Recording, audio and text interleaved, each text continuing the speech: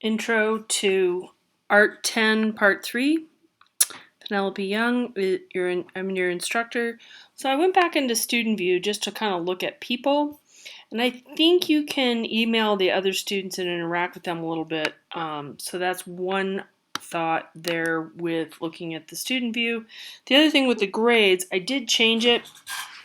So now you can see your percentage on here, and I'll keep it that way. Sometimes I change it back and forth, but generally speaking, you can see the percentage, or you can just divide this number into that number and you'll get the percentage.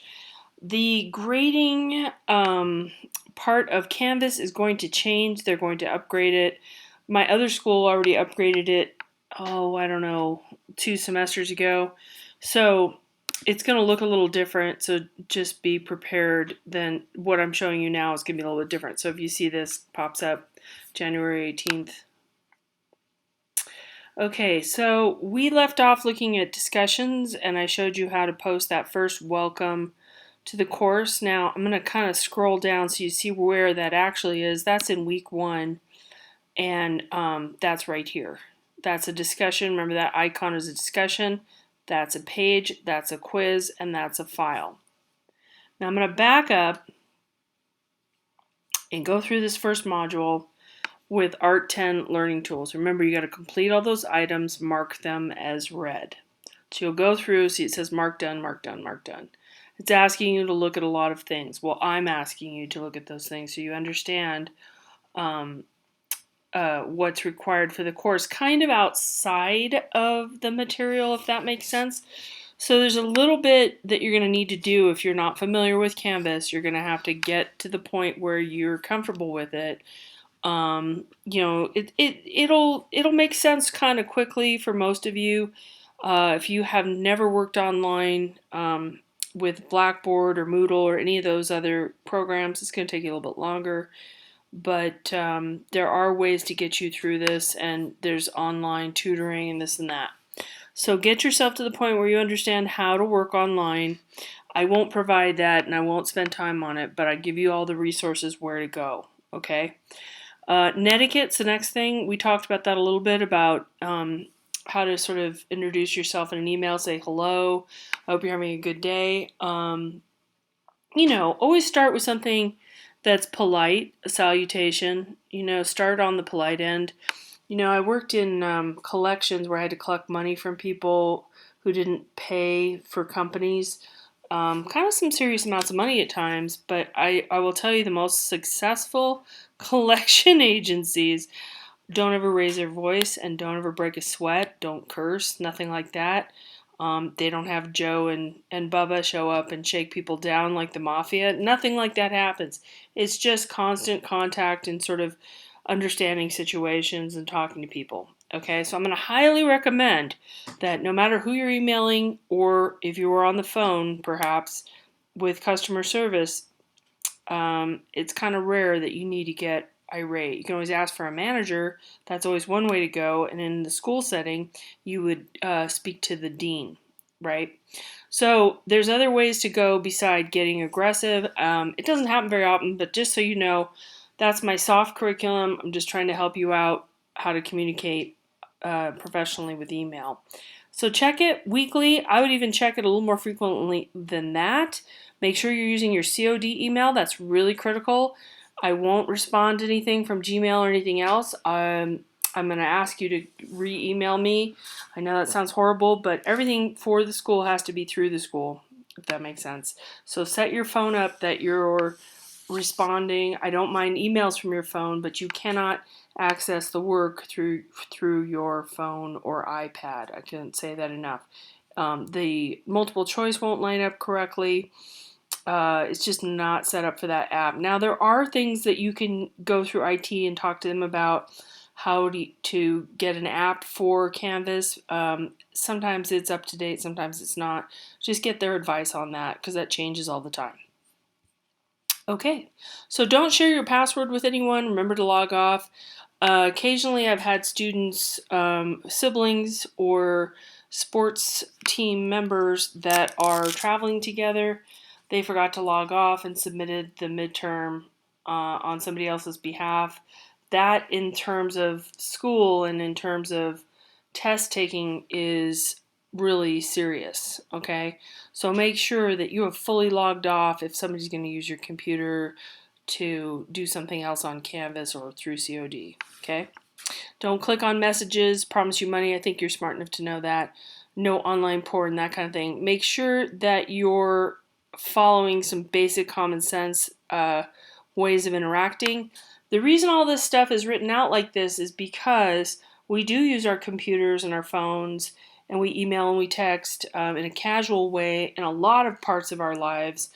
But with online learning, remember, you're still in college, okay? Just remember that. We talked about this a little bit, how to say dear professor, hello, etc. Could you help me, specific details, as specific as you possibly can be. That's really important. And remember, it's college level communication.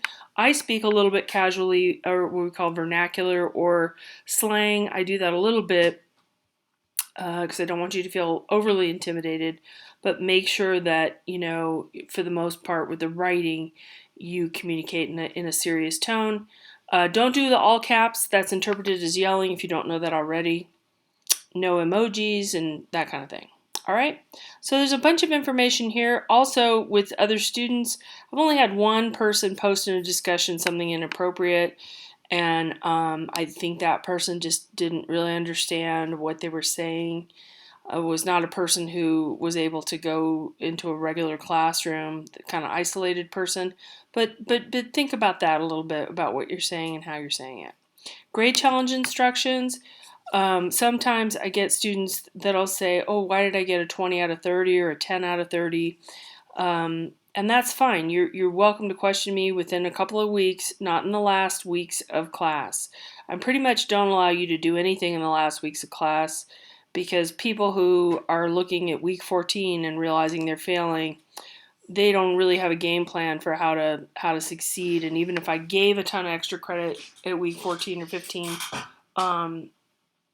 then they likely won't do it and they'll get upset anyway. So my theory here is that stay on top of the work. That's the main way to pass this class. If you feel like I graded you low points in error, that does happen. It does not very often, but I do make mistakes. But what I want you to do is to cut and paste the work that you did, and cut and paste the questions from the assignment, and cut and paste the comments I made. I always make comments. I have rubrics now, so it's a little more generic, but make sure that I didn't grade to the questions or criteria. Now, sometimes I'll have a student write an amazing essay on Picasso, but the question really was about one of his artworks, like Guernica, and I was asking specific questions about Guernica. I was not asking about biographical information about Picasso or details of other works that he made.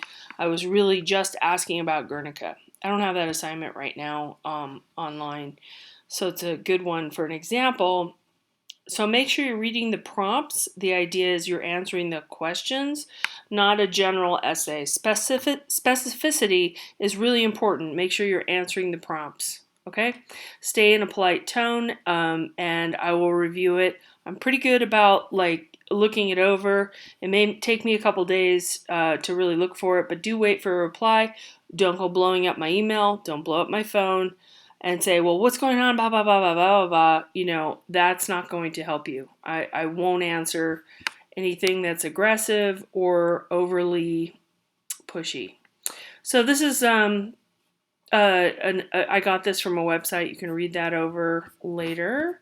Let's go back to the learning tools. Textbook, we talked about that. Further down, so writing, so there's guidelines for discussions, there's essay and writing guidelines, there's plagiarism guidelines. Make sure you're not cutting and pasting, and make sure that you're using your own words. There's a thing now called patch writing that happens. So if you go to this website, you're going to go to Beyond Plagiarism Best Practices, and that's going to explain some things to you, but make sure that you don't copy another student's work, you don't copy a professional person's work out on Wikipedia, and we do have VeriCite software, so if you have a percentage of 20 or higher, then you need to rewrite the essays. Now if you scroll down here, it's going to show you how to review your essay. Now, if you submit something at 10:55 and it times out at 11, you're not going to have an opportunity to rewrite it. But if you do it at 9 p.m., give it about 20 minutes, go into grades, and then this is an older textbook, chapter 3 homework, then you see 100%, oh my gosh, I cut and pasted or I screwed up. So click on that, it'll tell you what you copied, and then you have a chance to rewrite it. You can resubmit up until the due date, okay? Due date and time. You can't do it after. There's no kind of do-over after the fact. Make sure you know what that percentage is, okay? So some other information here on writing. Down below, writing and submissions for this course. What a fig number is, elements of art. This is really important because you're going to use this. This is the video. It's really kind of cute and sweet. These are the listing of the different components: color, form, line, mass, shape, so on. You need to use these thoughtfully, and you need to incorporate it in the artwork. You can't just say an artwork has yellow in it. You need to say the yellow sun and the yellow bench, blah, blah, blah. What type of yellow is it? How is it related to the other colors in the work? That kind of thing. So make sure you're really looking at that. There's some photography tips here for your uploads. You have 2 art projects, extra credit, there's a big long list, and the one-time pass. So the one-time pass students stumble on a little bit. You have those 20 points right now. So you have them, you can have them to the end of the class. It works in 2 ways. One, if you miss 2 quizzes of 10 points, then you sort of have this as insurance and it covers those 20 points. If you feel like you missed a couple of assignments, you have 4 total, 4. 2 homeworks, 2 quizzes. So that could be as much as 80 points, I want to say, but it could even be a little higher. And you miss those, right? You missed a week, week and a half. You can email me and say, I want to open up 4 assignments. Then you lose the 20 points and you need to do those assignments and submit the work. It's one time only. You cannot continually miss weeks of class. You will be dropped, by the way, for 10 days of inactivity. But you need to think about this. This is a backup plan. We all make mistakes. We all have stuff going on. And I do understand everybody's busy and things are going on, but you're deciding to take this class. This is your commitment, okay? So you need to absolutely do the work on time. You cannot use this for the midterm or final, okay? And then there are some extra credit things that you can make up. Don't email me and say, hey, can I get an extension randomly? Because I won't give it to you. If you email me and say, I actually was in the hospital and you send me some paperwork, that's a different story. You don't have to send me anything to do with the actual medical condition. That's not my business, but you do need to clarify. A note from the doctor is the best thing. Second thing would be some kind of a receipt or something like that, okay? That's the one-time pass. Okay, so let's get into week 1. This is what this looks like. You're going to get a breakdown on points. Now, there's a lot of information here just to kind of get you started, and this is a lot of the stuff I've already covered. But it gives you a box of what is due and what kind of points you're going to get. You don't get any points for reading, and you don't get any points for PowerPoints, that kind of thing. There's 4 assignments here. There's the syllabus quiz, the introduce yourself discussion, quiz on chapter 0.0, and then 4.1. We're starting at part 4 after you read the intro. So total is 60 points for this first week. That is due on the 30th. I know it's short notice. You're starting on the 27th, due on the 30th, but that is what you've got due. Syllabus quiz is here. You must take this or I will drop you. You can email me if you forgot. I'll send a warning out. and you can use the one-time pass, but if you don't submit that syllabus quiz and you don't pass it, if you don't have at least a D on it, then I'm going to drop you because you need to know what's going on. Okay, so this is the outline. Each chapter has an outline. Each chapter has a PowerPoint. Now this is the regular PowerPoint without my voice. It takes a minute to load. You can download it by clicking on this link here if you wish and look at it in PowerPoint. But you can also scroll through it here, and that's going to give you the images from the book and information. When you click onto the audio PowerPoints, that's going to be the same thing as you're watching here, the videos. Now, if you get sick of my voice, you don't have to watch these, but they're there if you want some more information. Terminology flashcards, that's kind of in the wrong place. That shouldn't be there. 0.0 introduction quiz. You have 2 attempts. It will keep the highest score. So if for some reason you were graded 8 on the first one, and you got 9 on the second one, it's going to keep. Sorry, I did that wrong. 9 on the first one, 8 on the second one. It'll keep the 9. Okay.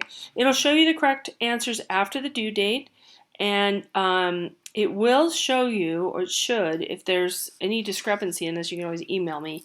But it should show you what page the right answer is on. It won't give you the right answer, but it will tell you where to look for it. And when you email me and you say, I don't understand question number 6 on the 0.0 quiz, I'll say, look on page 58. I'll do the same thing that that the Canvas quiz is going to give you. So multiple outlines. So let's go back here for a second so you can look at the overview. And I'm going to close that. So the first week, due on the 30th, you have all this stuff right here, and then the second week, and so on. Remember, we have spring break, no assignment, right? No, nothing's assigned there. Some weeks are harder than others. Don't wait to the last minute. A lot of students will say, well, I ran out of time. Well, that's all our problem in this world all the time.